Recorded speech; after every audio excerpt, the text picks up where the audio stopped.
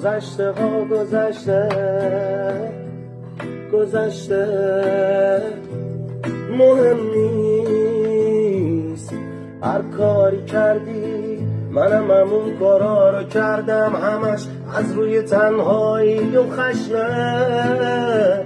نذار اینا چشماتو کنه خیس، مهم اینه که دیگه بد دورت نیست، الکل نیست، هر دو متری تنگ و بد نیست. مهم اینه که بهتر از خودت نیست. دستای منو ول نکن که تعادل ندارم.